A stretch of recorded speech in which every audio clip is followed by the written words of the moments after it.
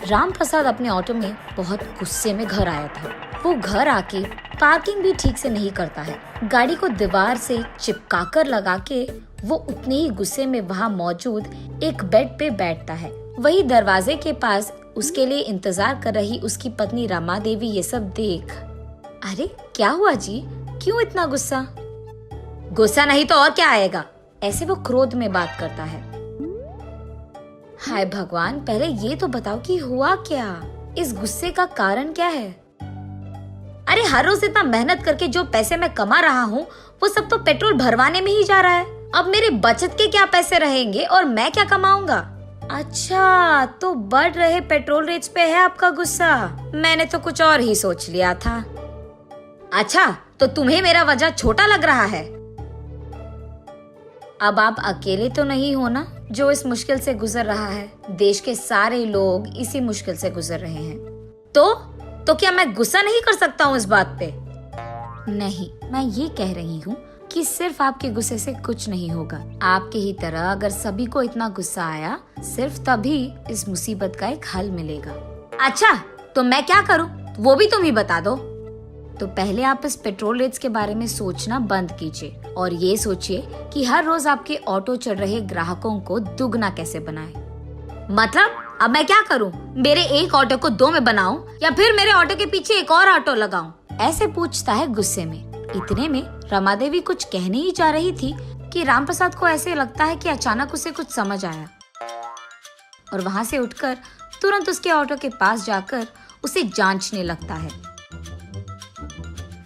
ये देख रमा देवी, क्या हुआ जी, अब फिर से क्या हो गया?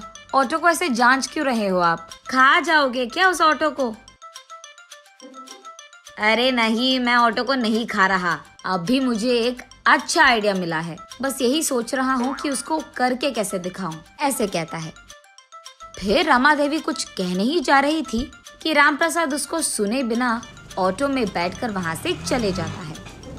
ये आदमी तो मुझे कभी समझ में नहीं आएगा, ये सोचकर वो अपने काम करने लग जाती है। बहुत देर के बाद राम प्रसाद उसके घर लौटता है। रमा देवी अपने पति राम प्रसाद को और उसके द्वारा लाए गए उस अजीब ऑटो को देखते ही रह जाती है। ये क्या है जी?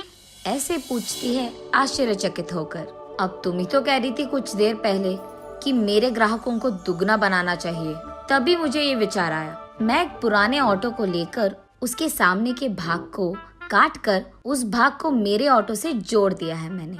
अब मेरे ऑटो बहुत सारे लोग चढ़ेंगे और मुझे ज्यादा पैसे भी मिलेंगे।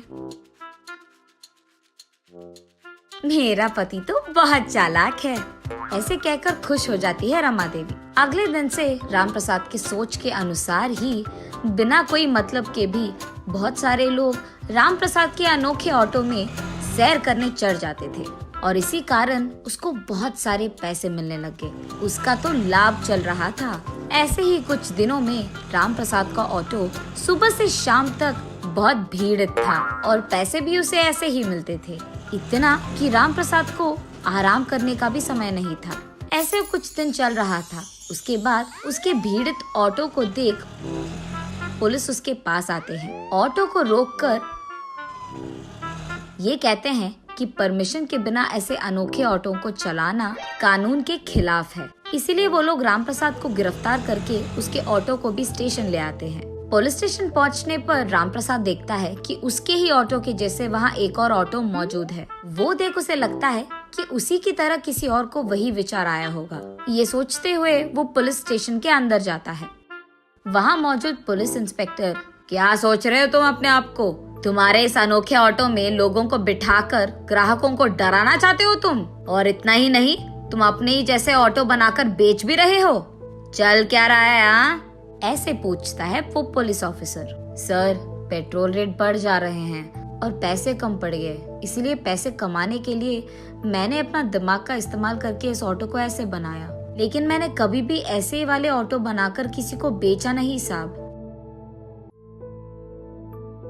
तब वो पुलिस ऑफिसर वहाँ मौजूद एक आदमी को देख, ये देखो, ये आदमी भी तुम्हारे जैसे एक ऑटो चला रहा है। जब मैंने पूछा उसने कहा कि तुमने ये ऑटो उसको बेची है, ऐसे कहता है। राम प्रसाद उस आदमी को देख ऑफिसर से ऐसे कहता है, साहब मैंने तो इस आदमी को कभी नहीं देखा है, ये तो पहली बार है इसको देखना। ये सुनकर वो पुलिस ऑफिसर उस आदमी की ओर गुस्से में देखता है और ऐसे कहता है, क्यों मुझसे ही खेल खेल रहे हो तुम? सच बताओ, ये ऑटो तुम्हें कैसे मिला? ऐसे उसे जोर से धमका कर पूछता है। डर के मारे वो आदमी, साहब मुझे माफ कर दो साहब, उसका अनोखा ऑटो देख सारे ग्राहक सिर्फ उसी के ऑटो में चढ़ रहे हैं, और क्योंकि वो ज्यादा पैसे कमा रहा है मैंने भी अपने ऑटो को ऐसे बदल दिया साहब।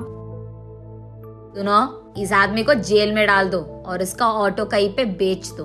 आज से ऐसे ऑटो नहीं बनाएंगे, उसका ख्याल भी रखो। ऐसे कहता है वो पुलिस ऑफिसर। जी साहब। लेकिन साहब, इस आदमी को और उसके ऑटो को क्या करें? अब से ये आदमी हमारे डिपार्टमेंट में ड्राइवर का काम करेगा।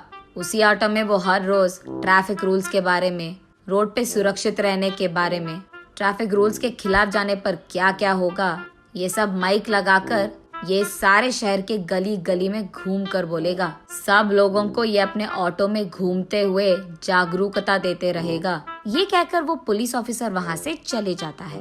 ये सुनकर रामप्रसाद, हाँ भगवान का शुक्र है मुझे कोई तो नौकरी मिला, महीने का इतना पैसा भी मिल रहा है मुझे, अब जो है उसमें खुश रहूंगा मैं। ये कहकर वो चुपचाप खुशी में अपने घर चले जाता है।